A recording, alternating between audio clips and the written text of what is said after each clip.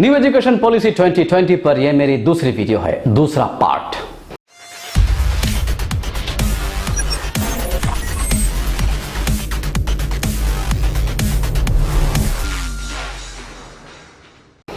नमस्कार, मैं हूं गजोम, अरुणाचल, इंडिया से। दोस्तों, मैंने अपनी पिछली वीडियो में न्यू एजुकेशन पॉलिसी 2020 पर पूरी जानकारी दी थी। अगर आपने वो वीडियो नहीं देखी है तो जरूर देख लीजिएगा। उसका लिंक मैं डिस्क्रिप्शन पर दे रहा हूं, साथ ही एंड स्क्रीन पर भी दे दूंगा। तो आज की ये वीडियो विश्लेषणीय होगी, एनालिटिकल होगी, क्योंकि मैंने इसकी पूरी जानकारी अपनी पिछली वीडियो में दी है। तो वीडियो को शुरू करने से पहले मैं आपसे गुजारिश करना चाहूंगा, अगर आपको मेरा वीडियो बनाना अच्छा लगता हो तो चैनल को सब्सक्राइब जरूर कर दीजिएगा। वीडियो अगर आप पसंद करते हैं तो लाइक भी जरूर कर दीजिएगा, साथ ही दोस्तों के साथ शेयर करना मत भूलिएगा, ताकि मेरी व्यूअरशिप थोड़ी सी बढ़ जाए और लोगों में ज्ञान और थोड़ा बढ़ जाए। लेकिन इस कार्यक्रम को शुरू करने से पहले, इस कार्यक्रम को आपके सामने रखने से पहले और एक चीज मैं आपसे कहना चाहूंगा, हर चीज के दो पहलू होते हैं, एक अच्छा, दूसरा बुरा। लोग भगवान की बनाई हुई चीजों में भी खोट निकालते हैं, उसमें बुराइयां ढूंढ निकालते हैं। तो न्यू एजुकेशन पॉलिसी 2020 तो इंसान की बनाई हुई चीज है, इसमें खोट तो निकल आएंगे ही, लोग तो इसमें बुराइयां ढूंढेंगे ही। मैं तो ये कहता हूं, अगर सरस्वती देवी खुद भी उतर के आती और न्यू एजुकेशन पॉलिसी जो शिक्षा नीति है, शिक्षा नीति 2020 को अपने हाथों से तराशती, फिर भी लोग उसमें खोट निकाल ही लेते। तो चलिए, सबसे पहले हम कुछ अच्छी बातों से शुरू करते हैं।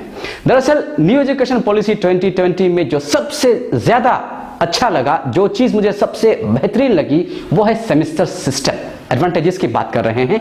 सेमेस्टर सिस्टम मुझे सबसे बढ़िया लगा, क्योंकि सेमेस्टर सिस्टम 6-6 महीने में एग्जाम्स होंगे इसमें, तो बच्चों को आराम करने का मौका कम मिलेगा। और क्योंकि ये 2 भाग में बटे होंगे तो ज्यादा कंटेंट इसमें हम लगा सकेंगे और बच्चों को साल भर पढ़ने का मौका मिलेगा और ज्यादा पढ़ने का मौका मिलेगा। अब जो बच्चे सिर्फ 1 साल के लिए 2-3 दिनों में या फिर 2-3 हफ्तों में तैयारी करते थे, 2-3 एग्जाम से 2-3 दिन पहले जो तैयारी करने की उनकी आदत थी, वो आदत बिल्कुल छूट जाएगी। सेमेस्टर सिस्टम एक अलग ही सिस्टम होता है, जिसमें साल भर पढ़ाई करनी होती है। तो मैं आशा करता हूं कि सेमेस्टर सिस्टम से हमारी जो शिक्षा नीति है, इसमें बहुत सुधार आ जाएगी। दूसरी बात है, जो मुझे दूसरी बात अच्छी लगी, वो है बहुत सारे प्रैक्टिकल एक्टिविटीज यहाँ शिक्षा नीति में लाई गई है। एजुकेशन पॉलिसी, जो न्यू एजुकेशन पॉलिसी है, इसमें बहुत सारे प्रैक्टिकल एक्टिविटीज हैं। और इसमें जो कंप्यूटर कोडिंग की जो बात हो रही है, जो वोकेशनल ट्रेनिंग बच्चों को दी जा रहे हैं, ये सब चीजें बच्चों को एनालिटिकल होने में बहुत ज्यादा मदद करेगी। ये सब चीजें बच्चों को प्रैक्टिकली चीजों को समझने में बहुत ज्यादा मदद करेगी। तो ये दूसरी चीज मुझे बहुत अच्छी लगी। जो तीसरी चीज मुझे अच्छी लगी, वो है मार्किंग सिस्टम। देखिए, आज तक हम जो एग्जाम देते थे, उसमें सिर्फ हम अपनी लिखाई पर, यानी जितना आप लिखेंगे, जितना परफॉर्मेंस आपका अच्छा होगा लिखने में, उतना आपको मार्क मिलता था। लेकिन अभी जो न्यू एजुकेशन पॉलिसी 2020 है, इसमें थोड़ी सी एक चेंजेस इसमें लाने की कोशिश की गई है। इसमें सिर्फ आपके एकेडमिक परफॉर्मेंस पर नहीं, आपको मार्किंग आपके टीचर भी देंगे, आपके दोस्त भी देंगे। इसके अलावा आपको खुद को भी ग्रेड करना होगा। इससे क्या होगा, सबसे पहले तो आपको परफॉर्मेंस अच्छा करना ही होगा। दूसरा, दोस्तों से अपनी रैंकिंग अच्छा कराने के लिए आपको सारे दोस्तों से अच्छे रिलेशनशिप बना कर रखने होंगे। और खुद को भी एनालिसिस, आप खुद का भी एनालिसिस कर सकेंगे, खुद को भी आप अच्छा बुरा अपने आप को ग्रेड कर सकेंगे। कुछ इंप्रूवमेंट लाने हो तो आप उसमें ला सकेंगे। ये बहुत बढ़िया चीज रही। इसके अलावा अभी जो फीस स्ट्रक्चर है, उसमें भी जो चौथी चीज है, फी स्ट्रक्चर, जिस तरह से अभी चेंजेस लाए गए हैं फी स्ट्रक्चर में, उसमें भी मुझे बहुत अच्छा लगा। क्योंकि अभी प्राइवेट स्कूल्स वगैरह में फी आसमान को छू जाते थे, लेकिन उसमें एक सीलिंग रख दी जाएगी और उस सीलिंग के मुताबिक ही फी स्ट्रक्चर, आपको फी आपसे मांगा जाएगा, आपसे फी मांगी जाएगी। तो आप स्कूल्स जो है फीस को उस सीलिंग से कम कर सकते हैं, लेकिन उससे ज्यादा उठा नहीं सकते। तो ये बहुत अच्छी चीज रही। 5वीं चीज जो मुझे अच्छी लगी, वो है लैंग्वेज। यहां आपको जो प्रिपरेटरी स्टेज है, वहां पर आपको रीजनल लैंग्वेज सीखने का मौका मिलेगा, और जो सेकेंडरी स्टेज है, वहां पर आपको फॉरेन लैंग्वेज सीखने का मौका मिलेगा। तो रीजनल लैंग्वेज को बचाते हुए फॉरेन लैंग्वेज भी आप बाद में सीख पाएंगे, जो आपके लिए बाद में बहुत ज्यादा काम आ सकता है। इसके अलावा आपको फॉरेन यूनिवर्सिटी में जो बच्चा पढ़ना चाहते हैं, क्योंकि शिक्षा नीति 2020 के मुताबिक फॉरेन यूनिवर्सिटीज को इंडिया में आमंत्रित किया जाएगा। फॉरेन यूनिवर्सिटीज यहां पर आ सकेंगे, यहां पर खुद की एस्टैब्लिशमेंट बिठा सकेंगे, बच्चों को यहां पर एडमिशन दे सकेंगे। दरअसल कोई भी फॉरेन यूनिवर्सिटी नहीं आ सकता, उसमें से जो वर्ल्ड में टॉप 50 है, top 50 foreign university world class में, वही फॉरेन यूनिवर्सिटी यहां पर आ सकते हैं, अपने एस्टैब्लिशमेंट यहां पर कर सकते हैं। वरना लो रैंकिंग यूनिवर्सिटीज आने लग जाए तो हमारी जो क्वालिटी है वो बिल्कुल कम हो जाएगी। तो जो बच्चे फॉरेन जाना चाहते थे, फॉरेन जाकर पढ़ना चाहते थे, वो जा नहीं पाए, वो इंडिया में ही रह गए। तो फॉरेन यूनिवर्सिटी जो है खुद इंडिया में चलकर आ रही है, ये बहुत बढ़िया चीज रही। इसके अलावा जो मल्टी एंट्री और एग्जिट का जो सिस्टम है, ये मुझे बहुत अच्छा लगा। मतलब आप बीच में कभी भी पढ़ाई छोड़ के जा सकते हो और बीच में कभी भी फिर लौट के आ सकते हो। तो आपकी जो पढ़ाई का समय आपने जो बिताया था वो व्यर्थ नहीं जाएगा, वो वेस्ट नहीं होगा। This is a very good thing. अब इसके बाद मुझे जो अच्छा लगा वो है कि जो जीडीपी में सरकार इन्वेस्टमेंट कर रही है उसे बढ़ाकर 4% से बढ़ाकर 6% कर दिया है। जीडीपी का 6% बहुत अच्छा है। एजुकेशन को इंप्रूव करने में ये बहुत कारगर साबित होगी। तो this is also a very good factor जो मुझे बहुत ही अच्छा लगा। इसके अलावा जो टीचर के लिए जो चीजें बनाई गई हैं वो तो मुझे और अच्छा लगा। देखिए, टीचर एक जो स्तंभ होता है, स्कूल का टीचर ही भगवान की तरह होते हैं। अगर टीचर अच्छी तरह नहीं पढ़ाएंगे तो बच्चों को सीखने का मौका ही नहीं मिलेगा। सो टीचर के लिए उन्होंने एक अलग ट्रेनिंग बनाने का, एक अलग ट्रेनिंग आयोजित करने का जो योजना बनाई है वो भी बहुत अच्छा लगा। और इसके अलावा अभी टीचर का जो ट्रांसफर पोस्टिंग है वो भी बहुत कम होंगे, तबादले बहुत कम होंगे टीचर्स के। और जितने भी लोकल टीचर्स हैं, खास करके जो महिलाएं होती हैं, महिलाएं टीचर होती हैं, उन्हें लोकल स्कूल में ही रखने की कोशिश करेंगे। उनका तबादला बिल्कुल नहीं होगा। ट्रांसफर बहुत ही स्पेशल केसेस में होंगे, वो भी एकदम ट्रांसपेरेंट तरीके से।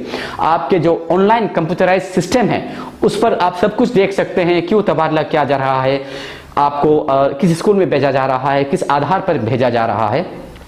तो जो टीचर के अंदर डर रहता था ट्रांसफर को लेकर, क्योंकि उनकी कुछ योजनाएं होती हैं, उनके कुछ प्लान्स होते हैं कि मुझे इस साल ये करना है, लेकिन अचानक कभी कभी पॉलिटिकल इन्फ्लुएंस से उनका जो ट्रांसफर हो जाता था, ये अभी नहीं होगा। इसे सेंट्रल गवर्नमेंट इसमें बहुत ही स्ट्रिक्ट एक्शन अभी ले रहे हैं। स्टेट गवर्नमेंट को दिया जाएगा, क्योंकि एजुकेशन सेंट्रल और स्टेट गवर्नमेंट, क्योंकि ये कंकरेंट लिस्ट में है, स्टेट और सेंट्रल गवर्नमेंट दोनों ही इसमें अपनी अपनी राय दे सकते हैं। तो अभी टीचर का तबादला जो है बहुत ट्रांसपेरेंट तरीके से होगा। तो टीचर्स के लिए ये बहुत अच्छी बात है।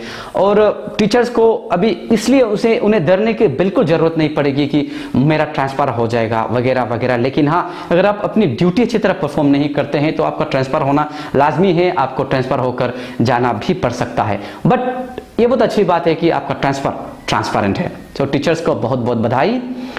और जो आखिरी चीज, आखिरी तो नहीं, बहुत सारी चीजें हैं, लेकिन जिन चीजों को मुझे बहुत स्पेशल लगा उन्हीं को मैं आपके सामने रख रहा हूं। अभी जो मल्टी डिसिप्लिनरी स्टडी होगी, इंजीनियर्स को भी आर्ट्स के सब्जेक्ट पढ़ाए जाएंगे, ह्यूमैनिटीज के सब्जेक्ट्स पढ़ाए जाएंगे। तो अभी कुछ कुछ कॉलेजों में ऑलरेडी ये हो रही है ये प्रैक्टिस, लेकिन अभी जो जनरलाइज किया जाएगा। अभी तक देखिए, अगर फॉर एग्जांपल डैम का इशू ले लीजिए, इंजीनियर्स को अभी डैम कैसा बनाना है यही सिखाया जाता है।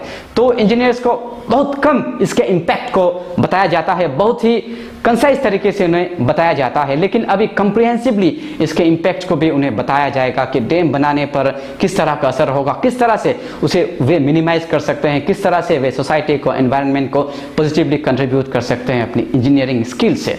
तो ये बातें मुझे बहुत अच्छी लगी।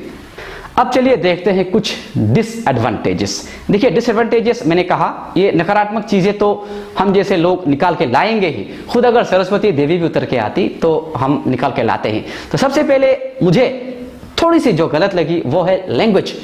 देखिए, जो प्रिपरेटरी स्टेज में रीजनल लैंग्वेज की बात हो रही है उसमें मुझे थोड़ी सी कमी लगी। आपको मैं एक एग्जाम्पल से बताता हूं। फॉर एग्जाम्पल, पंजाब का एक बच्चा असम में पढ़ने आ जाता है, किसी कारण से उसके पेरेंट्स का ट्रांसफर हो जाता है असम में। तो वो असम में, क्योंकि असमिया रीजनल लैंग्वेज में पढ़ाया जाएगा असमीज में, तो एक पंजाब का एक लड़का जो भांगड़ा देखता था, बिहू कैसे पचा पाएगा? वो वहां जो पंजाबी में पढ़ते थे अगर रीजनल लैंग्वेज में भी, यहां आकर कैसे वो असमीज सीख पाएगा? असमीज इतने कम समय में कैसे असमीज में पढ़ना सीख पाएगा? ये थोड़ी सी मुझे इसमें कमी लगी।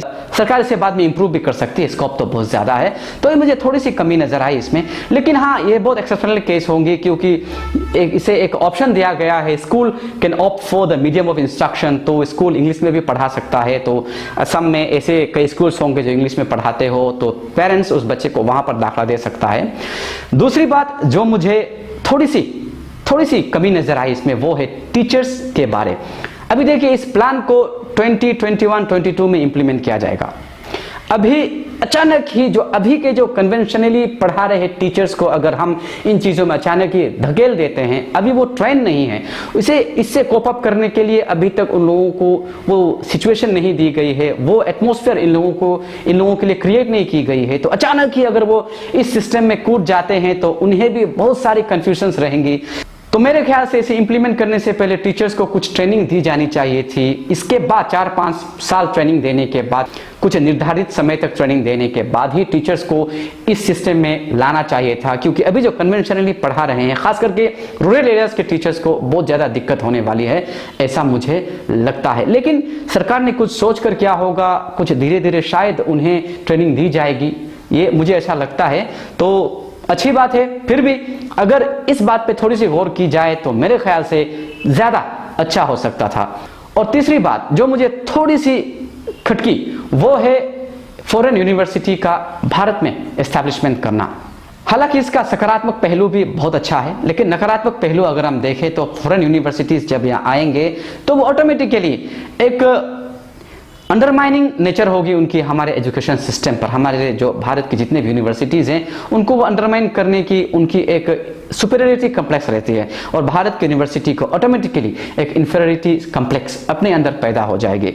तो इस चीज़ में भी थोड़ी सी मैं पूरा गलत तो नहीं कहूँगा, लेकिन हाँ, इसमें थोड़ी सी गौर करने वाली बात है कि फॉरेन यूनिवर्सिटी इतने अचानक, जबकि हमारे अपने सिस्टम को सुधारने में अभी बहुत कुछ करना बाकी है, तो अभी फॉरेन यूनिवर्सिटी को अगर हम अचानक ही ला देते हैं तो भारत के जो इंफ्रास्ट्रक्चर की कमी से झुलझ रहे इस एजुकेशन सिस्टम को एक नया दुश्मन अचानक ही मिल जाता है, जो बहुत ही कारगर है, बहुत ही एक्टिव है, बहुत ही पोटेंशियल वाला है। तो शायद इसके लिए थोड़ी सी भारत में जो सिस्टम चल रहा है उसके लिए थोड़ी सी डिफिकल्टीज आ सकती हैं। लेकिन हाँ, अगर इसे एक चैलेंज की तरह लिया जाए, अपने आप को इंप्रूव करने की अगर हम बात ठान लें, तो ये एक सकारात्मक चीज बनकर बाहर भी आ सकती है।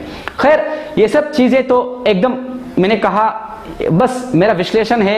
हो सकता है सरकार ने इसके लिए कुछ सकारात्मक चीजें, इससे भी अच्छी चीजें प्लान करके रखे हों जो भारत के एजुकेशन सिस्टम को और ज्यादा इंप्रूव करें। तो न्यू एजुकेशन पॉलिसी 2020 पर यह मेरी एक एनालिटिकल वीडियो है, एक विश्लेषणीय वीडियो है। आपकी क्या राय है आप मुझे कमेंट करके जरूर बताइए, क्योंकि ये मुद्दा एक डिस्कशन का विषय है, एक डिस्कशन का टॉपिक है। तो इसमें बाद में भविष्य में कई चीजें ऐड भी हो सकती हैं, कई चीजें डिलीट भी हो सकती हैं, तो इसी अनुसार हम आपको इन्फॉर्मेशन भी देते रहेंगे। तो आज की इस वीडियो में इतना ही। जय हिंद।